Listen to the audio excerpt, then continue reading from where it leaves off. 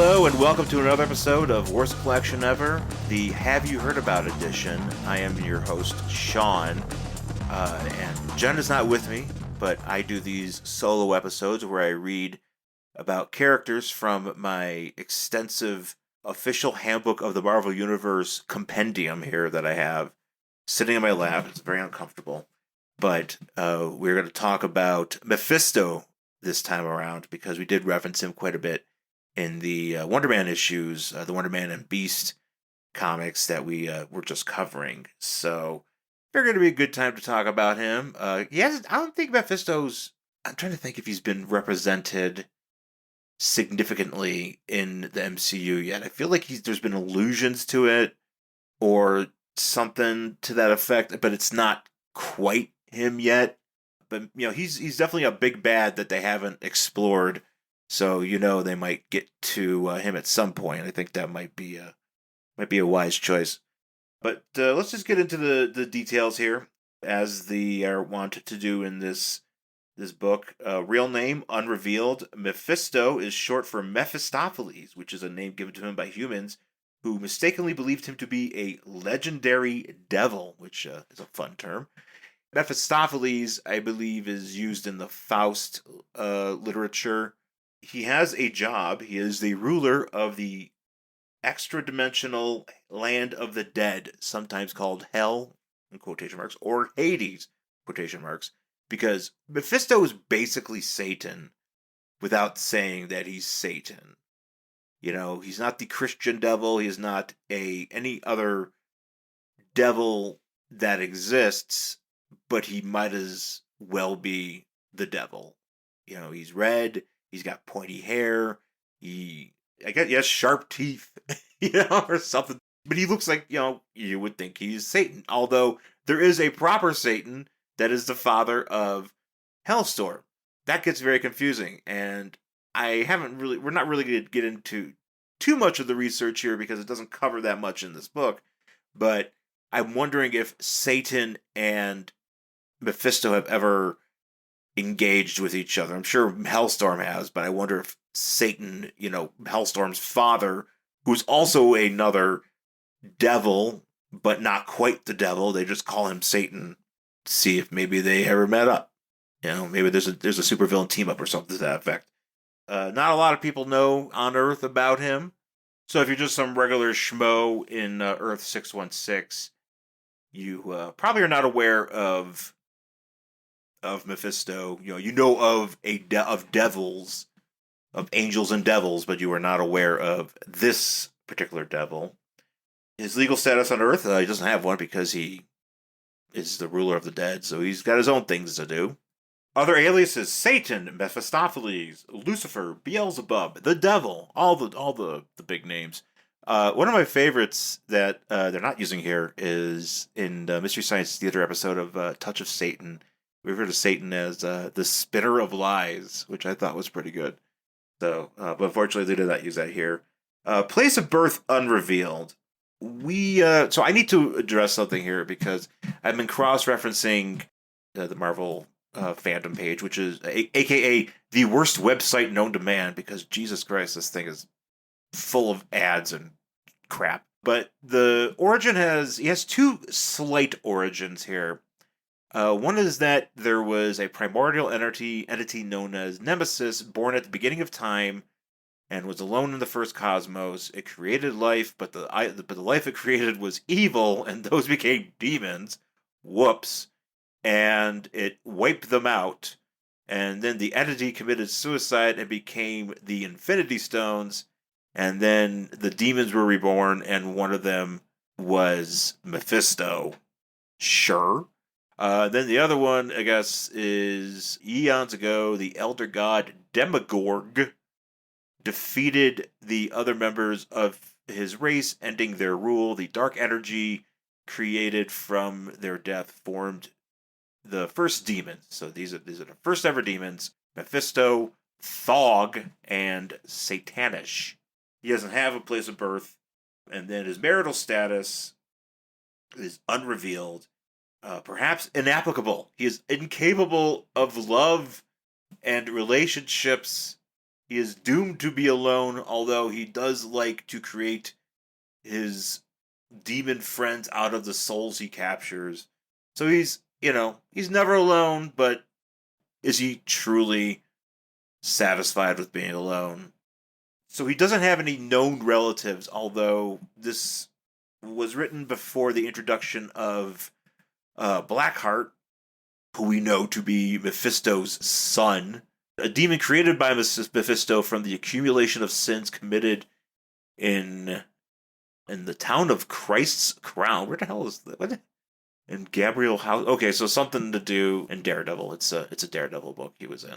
So there's him, and then he's also got a dirter named Mephisto, who also goes by Jezebel, and like a flesh and blood daughter who was created by Mephisto laying with a human woman, and has eventually shown up in Doctor Strange books to fuck with Doctor Strange and occasionally try to date him. He has a group affiliations, a former member of the Six-Fingered Hand, a coalition of demons. I guess maybe, that's where he gets his friends. I kind of imagine it being like a union hall. The Six-Fingered Hands, kind of like back when I was growing up. I used to be a part of this thing called the Holy Name, which is a bunch of Polish people getting together in the basement of a church and drinking every Friday night, and then occasionally eating Limburger cheese sandwiches. Base of operations, as we've mentioned, extra-dimensional land of the dead, sometimes called Hell or Hades. First appearance, Silver Surfer, number 3. We did talk about this comic about, I want to say, almost like 2 years ago. There's an episode of our podcast where we do talk about the first appearance and Silver Surfer and his first meeting. He is generally associated with Silver Surfer. I've always kind of have. I mean, he was in the video game and stuff too. You do fight Mephisto at one point. But yeah, Mephisto definitely wants that soul. He definitely wants try to get a hand on that. I wonder if him and Galactus have ever fought, because I wonder what kind of like scale or purchase that Mephisto might have over a being like Galactus. Although it does sound like, in certain respects to his origin, that Mephisto does have ties to, universe creations. Galactus is sort of the last survivor of an old cosmos. Maybe they're on par. Mephisto as a physical being, I don't know, it's just kind of wild, because he's an alien. You can kind of place him into like a box where you were like, okay, so Thor is technically an alien. Like, he doesn't look like an alien, but even though Asgard is some aspect, is a tied to Earth because of Midgard, but they're not of this earthly plane, so technically they're aliens. But Mephisto is an extra-dimensional alien, or demon, whose origin is unknown. We just talked about that, though. He rules a fiery pocket dimension. Fiery pocket, or a hot pocket. Yes, Jim Gaffigan may be a proponent of a Mephisto. He may be tied to that, which is really wild considering how Catholic Jim Gaffigan is. But Jim Gaffigan loves to talk about hot pockets, so who knows? Maybe he's spreading the word of Mephisto out there, and we didn't even know it. So he's not a real Satan. He's just kind of a Satan, kind of a way from Stanley to be like, look at Satan here. He's not really Satan, but kind of does a Satan thing. So we're not really talking about God and Jesus here, but we're talking about evil, and this is what Satan does when he's evil. An heroic legacy beginning in 1941 that spans time, space, and the whole of the multiverse. Journey along with the Knights of the Stars. Ted, David, and Jack. They, along with Will Payton, Michael Thomas, Prince Gavin, Tom Kalor, and Courtney Whitmore. They take the mantle of Starman and continue his legacy. I invite you to listen as I journey through these adventures of all these heroes and the rest of the Starman family here on Opal City Confidential, a Starman podcast. So Mephisto's domain is inhabited by himself and lesser demons who serve him, and by the astral forms of certain deceased human beings which have been trapped in the bodies of demons. These demonic bodies imprisoning human spirits have been magically altered to resemble the deceased mortals' human forms. Does that mean that the souls he collects are just walking around? Like, if he picks my ass up, is there a demon down there that looks like me, and I'm trapped inside, but it's mostly just demon body doing demon shit, and I got like pointy teeth and everything? Like, I don't know. That's a interesting way to put that. He's always looking for the extra demons, though. He's always looking for extra folks to add to his menagerie of vessels.